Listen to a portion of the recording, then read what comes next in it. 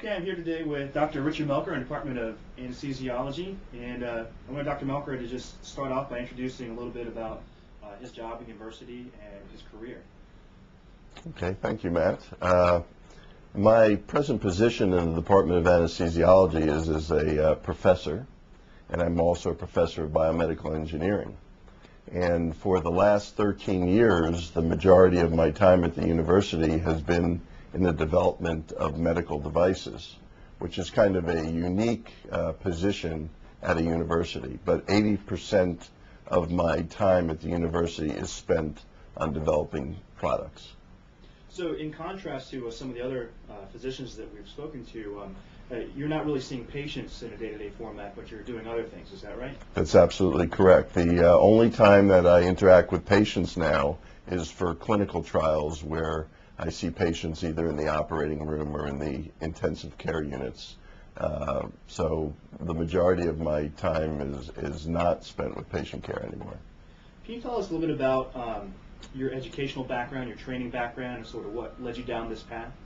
Yes, I got my undergraduate degree at NYU, New York University, and began my master's degree at NYU as well.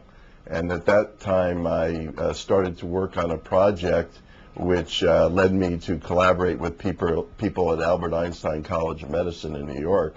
And so I eventually migrated over there for my PhD. And while I was doing my PhD, I took my courses with the medical students and realized that it really wasn't that much more difficult. It was the same course load. And eventually went to my advisor and told him that I thought I'd like to get both degrees. And so in 5 years, I completed my PhD and my MD degrees at Albert Einstein. After that, I did a residency in pediatrics and then did 2 fellowships, one in pediatric cardiology and one in critical care medicine. And when I finished my training, I was at the University of Florida, and they needed a director for the emergency department. And I had done a lot of pre-hospital care while I was in Los Angeles doing my training. I actually helped train paramedics to care for children. And so I was very interested in the pre-hospital and the emergency environment, and there were no emergency medicine residencies at that time. Emergency medicine was just emerging as a new specialty, and so I ran the emergency department at the University of Florida Chans Hospital, and eventually migrated over into product development because I had all these ideas and it was taking up more and more of my time, and I finally realized that I would like to devote a lot of my time and eventually most of my time to developing medical devices. So in a second I'll ask you about you specifically, but in general, persons in your position, how do they function as part of the healthcare team and the healthcare system? That's a very good question. I think it depends on who you talk to, but my feeling is that most physicians are aware, they're acutely aware, that many of the medical devices they use are inadequate. In other words, there's problems with them. And what most physicians do, because they're intelligent people, is they figure out how to work around the problems with the medical devices. And I often tell people that if you ask doctors, you know, what do you think of this medical device? They'll tell you, well, it needs this improvement, or if I had designed it, I would have designed it this way. And so most doctors are too busy and don't have the background to understand that what they're doing is really inventing new devices, new intellectual property. And I've been interested in patenting things ever since I was a pediatric resident. And so over time, I started reading more about it. And when I got to the University of Florida, I filled out a disclosure, and then I learned about the patent process. And once you're aware of the patent process and you're aware of that there are problems with medical devices, then you can use the two to improve the medical devices. And eventually, you start coming up with ideas for new medical devices. And I have physicians approach me all the time saying, hey, I have this idea. And a lot of them are really good ideas. They just don't have the time or the background or the training to know how to get their medical device from conceiving of it, the light bulb going off in their heads, to actually getting a product to market. It's a very long process. Okay. Do you have maybe a couple examples from your career of some projects you've worked on that were particularly memorable for you? Sure.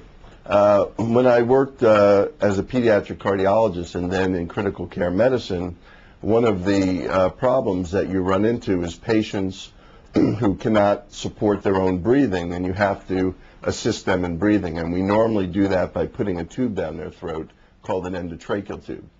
But there are situations where you cannot get them intubated. For instance, if they have severe injuries to their face. But there are a lot of other instances. And so I was working as a pediatric cardiologist with a device which was used to insert catheters into the veins and arteries of very small children. And I realized that using that same technique, you could invent a device for securing the airway. In other words, rather than putting the tube through the mouth, he actually put the tube in a space called the cricothyroid space. And so I used my background in pediatric cardiology to invent a device for securing the airway. And so that was the first device that actually got patented. I had, when I was a pediatric resident, had a lot of ideas, but I didn't have the money and I didn't have the time to really develop them. And once you invent your first product, it gets easier and easier. It's kind of the thing where once you understand the process and you understand what is needed for a new invention, you just start getting more and more ideas. At the beginning, I wondered whether I would never ever have another one, and then another one. And over time, you realize that the ideas just keep coming. What would you say would be some of the most rewarding and at the same time some of the most troublesome aspects of your career in general? The most rewarding part of my career, once I retired from working in the emergency department, has been when physicians come up to me or write me letters and thank me for developing a certain medical device, and they'll send me a report of a patient whose life they saved. And so those are the most rewarding. The most frustrating part is that it's a very long, tedious process from conceiving of an idea and knowing that it could help somebody or improving something that somebody else has made until the point where it actually becomes a product. And that's because of a lot of things. Number one, I'm an employee of the University of Florida and therefore the state of Florida, and so the process has to go through the Office of Technology Licensing. And when I first got here, universities were not as good at moving technology out as they are today. Now they're very supportive, it's very easy, it's very straightforward. But when I got here, it could be very frustrating. And then even after you've applied for a patent or received the patent, the next part of the process is finding a company to make your device. And most companies like to invent or develop their devices in-house. And so then you have to develop those relationships with industry. So I would say the most frustrating part has been when you have a good idea and the amount of time it takes to sometimes get somebody convinced that your idea is worth their time and money. So one question we like to ask everybody in every different career is how the legal system affects their career. Things like malpractice, tort reform, and in your case, patent law. How do these things affect you? That's a great question. They affect me tremendously. Number one, I have what's called a conflict of interest. Since I invent devices that are used on human beings, if I'm going to do a clinical trial, if I'm involved in doing the research, then not only do I have to get the Institutional Review Board to approve the project, but I have to go to a much higher level of disclosure because I'm the inventor. I eventually could be rewarded for the products that I develop. They call it royalties. So I have a conflict because I have to be very careful to make sure that the device really does everything it does, because if it gets out on the market and it's successful, then there'll be a royalty stream back to me. So the oversight of what I do at the university is at a much higher level than for other faculty. Number two, all medical devices are regulated by the FDA. And everybody's heard, about the FDA. The medical device side of the FDA in some cases, a very tedious process. And so it's another regulatory layer. And then, of course, malpractice exists for me when I'm doing clinical trials. And there is also the potential when a company markets a product, although the university, when they license the technology, put clauses in those licenses so that the university is held harmless once the company takes the device and markets it. Okay. So as someone who was an undergrad at this level who was interested in your career, what sort of advice would you give for training they should look at or experiences, and then how would you describe sort of the job market? Well, that again is an excellent question. Number one, I believe that in medical school, if not as undergraduates, students should have the opportunity to be exposed to the idea of intellectual property, what patents are, what you can do if you understand the process of developing a medical device. And I believe that could be done in a few lectures just to heighten the awareness so that when the light bulb goes off in somebody's head and they have a good idea, they know what to do. They know how to protect themselves. And it's very important that when you have an idea, you keep it confidential. So one of the things I did several years ago in the College of Engineering was develop a course on patents and product development. And it's been a very popular course both in the College of Engineering and the College of Medicine, because other than in the law school, most of the other students and most of even the graduate students don't get exposed to the concept and the practical aspects of intellectual property and patenting. So I would say that if a course like that were given either at the undergraduate or if you're going to medical school, at the medical school level, I think that would dramatically increase the number of young physicians or even medical students who start to, when they have an idea, go, hey, I can patent this. I'm at the University of Florida. I have people who can help me do it. And I think that's the greatest contribution I've made is, number one, a lot of the students who have taken my courses have now filed for patents, and a few of them have become patent examiners with the idea of eventually becoming patent attorneys. So I don't think most students understand that to be a patent attorney, you have to have an undergraduate or a graduate degree in a science. So you have to either be an engineer or in the biological sciences to be a patent attorney. So I don't think most students understand that there's that pathway. And so if they want to combine science and law, being a patent attorney is a tremendous way to do that. So can you talk a little bit about different sorts of jobs you can get afterwards, like maybe academia versus industry? I guess there's not really private practice here, but sort of differences in workload, salary range, and sorts of things that you might be doing. Yeah, let's start backwards. First of all, I know several physicians who are in private practice who are inventors. As a matter of fact, right here in Gainesville, there's an orthopedic surgeon who has invented a large number of devices and has been very successful at moving those devices through industry out to the public. There was an anesthesiologist here in Gainesville who invented a number of devices, and he was also in private practice. So I know a number of private practice physicians who have approached me.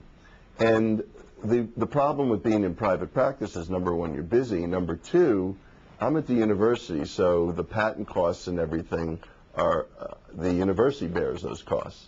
When you're out there by yourself, you're paying those costs, and patenting can get rather expensive. However, the reward can be tremendous. If you have a product which is very successful on the market, you negotiate with the people who sell that device, because very few physicians are going to start their own companies, which is the other path. So even people in private practice can invent and see their products get to market. If you're at a university, you can do both clinical practice and product development, because you have a lot of a support system here at the university, like the Office of Technology Licensing. So then the issue becomes, well, who's going to pay for you to do that?